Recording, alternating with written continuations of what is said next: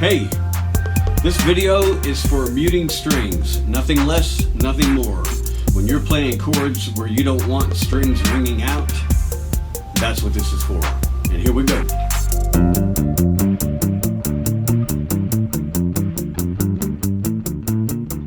Okay, I'm going to stand up and get close to the iPad here.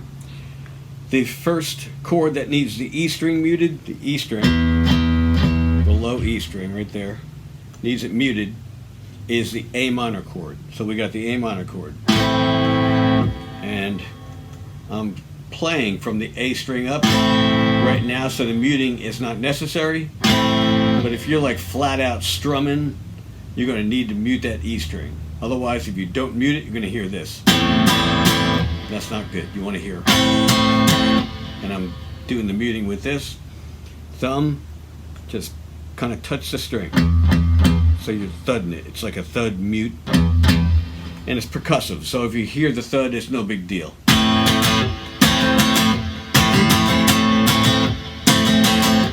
The second chord that needs the E string muted is the G with a B bass. There's two ways to mute the E in this case. One is that note you're playing right there, which is the B.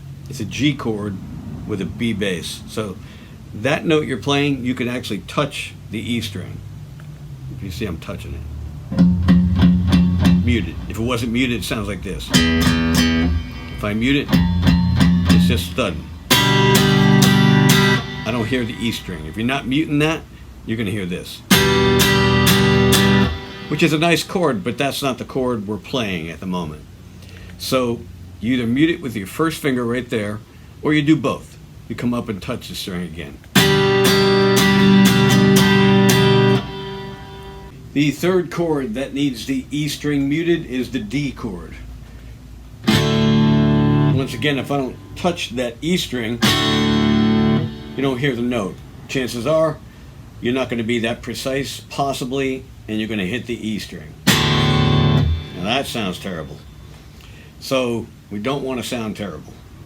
So once again, the thumb comes up, touches the E string, makes a thud sound.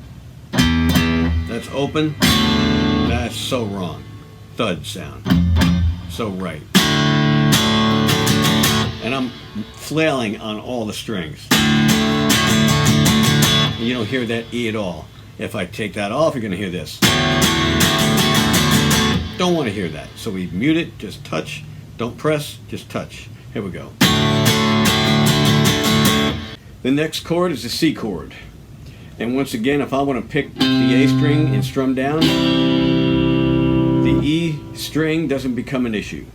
As soon as I want to throw caution to the wind and strum away, that's what happens if I'm not muting the E string. So it's this, nice and clean.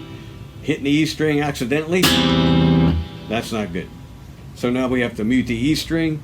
I can do it with the third finger pushing up against the E string itself. And I was hitting the E string there.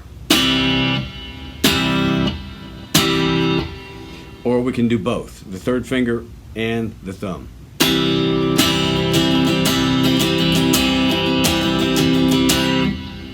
There you go, muting the E string on the C chord. So there we have it. That's all the chords in the G scale that we're using that need the E string muted. So the A minor, the G with the B bass, the C, and the D. You didn't hear any E's. If I wasn't going to care about the E string being muted, you hear this.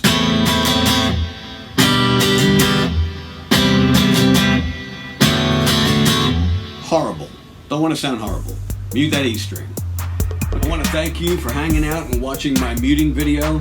If you're a beginner or an intermediate player that has never really paid attention to strings ringing out that didn't need to be ringing out during certain chords, this is a good video for you. It needs to be addressed to sound professional, in my opinion. So I appreciate you being here. Thank you for stopping by. Please subscribe if you haven't yet, and I'll look forward to next time. See you later.